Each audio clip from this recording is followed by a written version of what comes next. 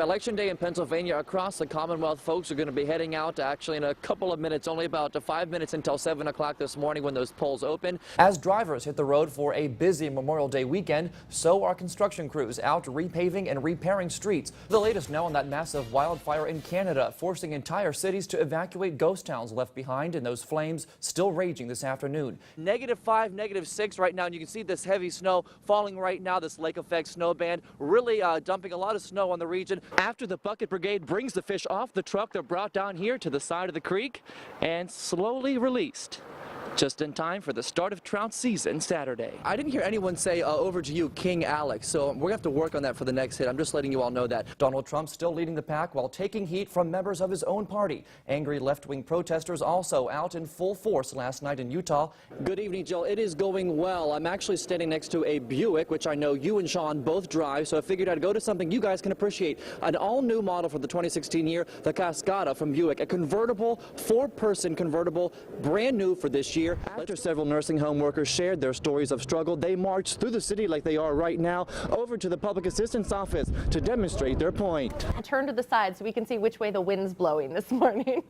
It's blowing to, what is this? This is going to be, it's blowing to the east right now, and this ear over here is rather chilly, so I'm going to stop talking so I can go warm back up. When kids aren't getting these validating notifications or text messages on their devices, it can make them feel left out, which can further contribute to stress and depression. You're going to have to trust me on all those scores because we can't see them. Take it away. I trust you, and I love those high-tech gadgets you have right there. That's what we got. Appreciate we got to work with. Thanks, Greg. When we come back, Tom will have one last look at your forecast. Family members hugging, crying, and consoling against a harsh background of smoke, fire, and ash early Wednesday morning. The Pope family in the midst of a move, some at the new place, others at this now destroyed East 25th Street home. The family distraught as crews initially thought someone was still inside. Nobody was answering their phone, and so the worry and the panic set in, and it's a ball of confusion right now. We've been here over 30 years, and we were in the process of moving, and so some of us were still staying here so that way we can protect our stuff. Everyone was soon found uninjured. Pope's son Matthew was at his aunt's house when he got the news. She was screaming, and you know, me and my cousin, we just ran down here, and I just thank God was nobody in there. I was still scared. Materialistic stuff, clothes, and that stuff don't matter. As long as everyone's alive, all that stuff doesn't matter. Upon arrival, we had a large volume of fire, both on the first floor and second floor of this structure towards the rear. Walls, ceilings knocked down. The home heavily damaged by fire and water. I'm just happy that everybody's alive. You know, we lost everything, but we lost nothing.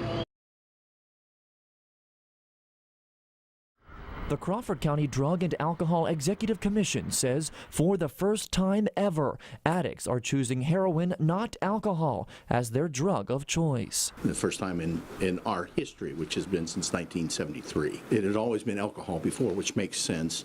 It's a legal drug, as it were. Heroin-related calls in the city already up this year as compared to 2015, says the owner of Meadville Ambulance Services. We're up about 40% from last year from overdoses that are dispatched. It also could be alcohol overdoses too, so that number is kind of skewed, but it's still higher, definitely higher than last year. It's probably almost double what it was 2 or 3 years ago. For those on the front lines of responding to heroin overdoses, police in Meadville say the frequency rate is simply alarming. Several years ago, we'd always have heroin overdoses, but it was nowhere near the scale that we're seeing now. You'd see them once in a while, but it was infrequent, and now it's, like I said, it's coming on a weekly basis. We'll see an overdose or maybe an overdose death. The national trend clearly at play in the Meadville community. This has created a variety of problems.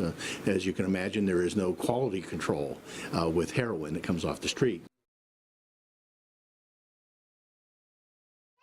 Joanna Testy and her husband were putting away Christmas decorations in this Erie attic last week when they noticed an old tattered box tucked away in a corner. And he brought it down, and I opened the box and I'm like, this is not just some jacket, you know, or formal wear. This is a wedding gown. I was thinking, I have mine preserved and I have to find the owner for this. In just 2 days, she found the bride, Jean Schoen, and her daughter Joanne through Facebook.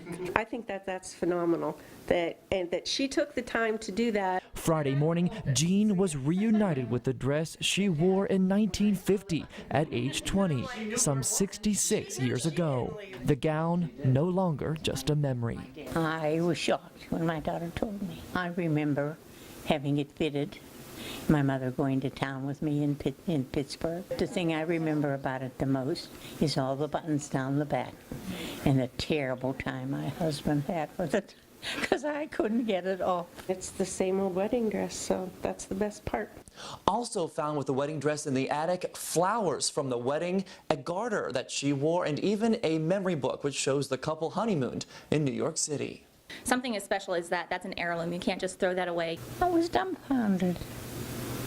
And for her to do that, God bless her.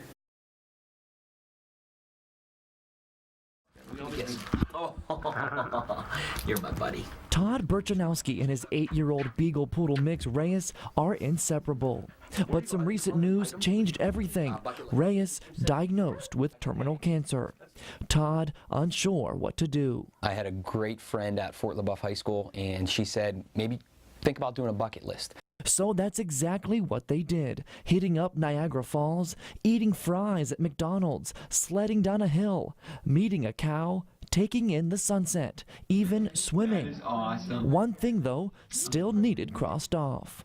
Every morning we'd wake up in the wintertime, and the first thing we would turn on would be the weather. She would always, for some reason during the weather segment, she would always just kind of stare at the television. Thursday, Reyes joined the Jet-24 weather team, making her forecaster debut. She says it's going to be fantastic for the rest of the week. Todd says their journey has taught him about himself. It made me focus on some of those positive things that I can bring out from it and kind of live my life a little differently and live for the day. And I hope that, you know, during this process she can put a smile on someone else's face like the 8 years that she's always put a smile on my face.